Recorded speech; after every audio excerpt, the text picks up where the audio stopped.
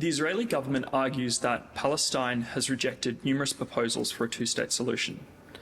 If the Israeli government is committed to this, why does it incentivise settlements in the West Bank? Doesn't this undermine a two-state solution? Mark Liebler.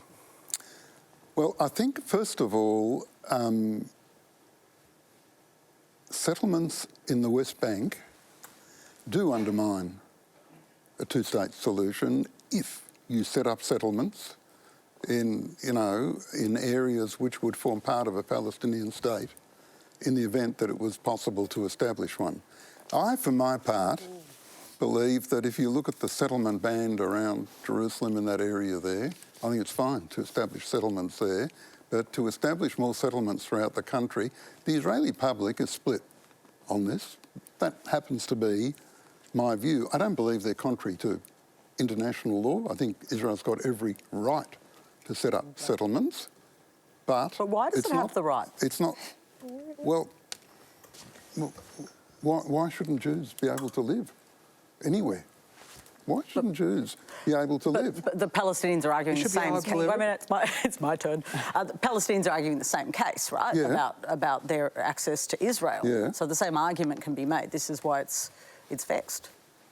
Well, I don't follow. That's point, the area designated right now for Palestinians. Let me get to the essential point. The point that you need to understand is that settlements have got absolutely nothing to do with the issue of the two-state solution, because even if not a single settlement had been established, the offers made have all been rejected. I mean, you've had offers made which gave practically the whole of the West Bank and Gaza to the Palestinians, less a tiny little sliver of land, and that was going to be adjusted by swaps. They had almost everything they wanted, but they weren't interested.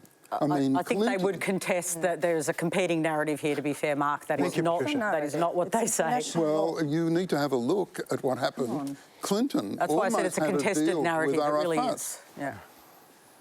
Francesca? So, yeah, excuse me. Hillary Clinton is not a source of international law. And here, I mean, again, it's interesting how we shift from law talking about to Bill opinions. Clinton, not Hillary.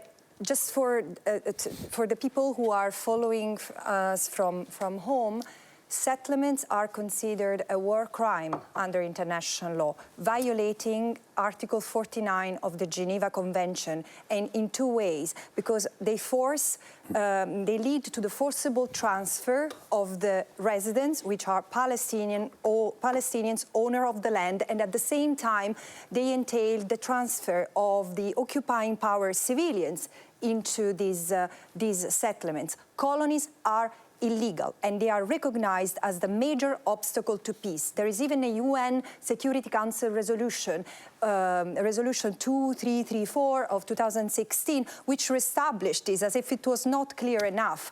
So again, 56 years ago and 40 years ago, Hamas was not there, and Israel was building settlement, and they are illegal, both in the West Bank and in occupied East Jerusalem. Dave? I think I just should make a point here. I think, firstly, the settlements are unhelpful to a two-state solution and make it more difficult to realise. But I would also make the point that there were Israeli settlements in the Sinai Peninsula that were evacuated in exchange for peace with Egypt, the 1979 Egyptian Peace Treaty. There were settlers in Gaza until 2005, some 50,000 Israelis forcibly evacuated by the Israeli government.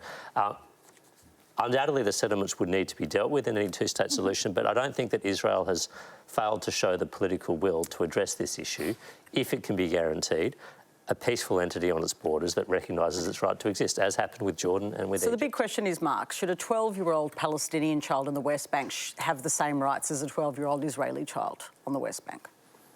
Yeah, why not? But they don't.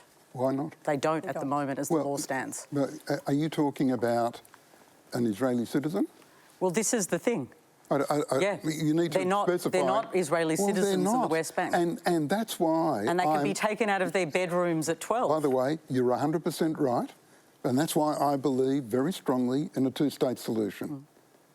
So you're opposed to that system, the way that it works right now?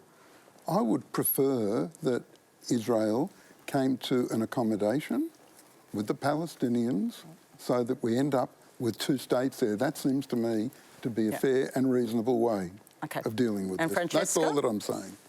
And I wonder, if I may, sir, what's the reasonable arrangement that you are thinking of? What a two-state solution would look like? Because, for example, from a human rights perspective, I do not advocate for what happened to the settlers in the Gaza Strip.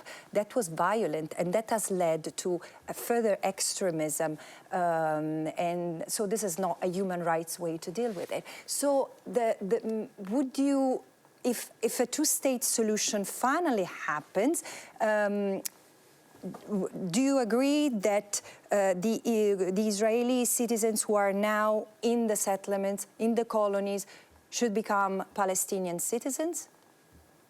I would think that if there are Israeli citizens that are living there, there can be an option. You can leave Israeli settlements there, or alternatively, you can become Palestinian residents. Subject of the Palestinian government. Yeah, exactly. There are all sorts of potentialities. I think the critical thing, if we're going to have a two-state solution, is that Israel has to be able to deal with a Palestinian leadership that has all the attributes of the late But at the moment in the West Bank, President Sadat. But in the West Bank, there is a different. The Palestinian Authority is responsible Fully there. compliant. That is right, but the answer But there's is two sets of rules still. Yes. yeah, but you've got not only the Two West people, two Bank, but rules. you've got Gaza as well. Gaza hasn't been occupied since It is 2005. occupied. It is Mark, I occupied. mean, to say that Gaza It's occupied. is It's occupied. It's occupied. is just an outright... When you control the air, land and sea, to work out say- how much food goes in. to say- when you turn off the gas, medicine, electricity and water Yeah, for but 35 Israel, days, the only that's thing, not a jail anymore. The That's a only slaughterhouse. thing, the only thing that Israel Mark, actually controls... Australians know what self-defence looks The o- like. the only- Finish your 5,000 sentence. children. I'm coming in.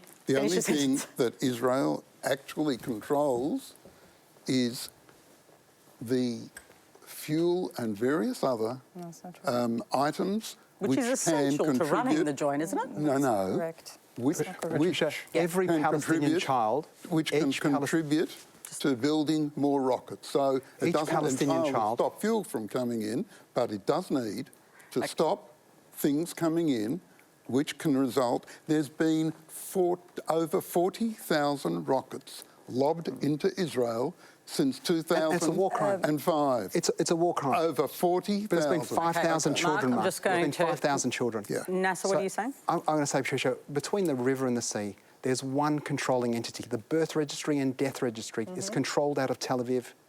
The birth registry of every Palestinian child's life, even in Gaza, is registered in Israel. The death is then registered in Israel. We all use the Israeli shekel. Borders, entry, exit, every level of every bit of control of every Palestinian's life. Not just in Israel and Palestine, here. When my father died, his dying wish was to be buried next to his mother in what's supposed to be a Palestinian state. When I called the Israeli embassy and said, what's the process of repatriation of a body to this two-state bit of Palestine, I was asked if he had an Israeli ID. I said, no, he's a pre-48 exilee. They hung the phone up on me, Patricia. Here we are, apartheid, not just for a Gazan child, not just for somebody, what we call 48 Palestinians or Arab Israelis, like a colleague of mine who had to get married via Zoom. And they live together in Australia. Because she's a Palestinian, she can't give her husband citizenship in Israel because she's not Jewish. It affected me, it affects her, it affects every single person. Okay. We ended apartheid in South Africa, we can do it in Palestine and Israel. All right.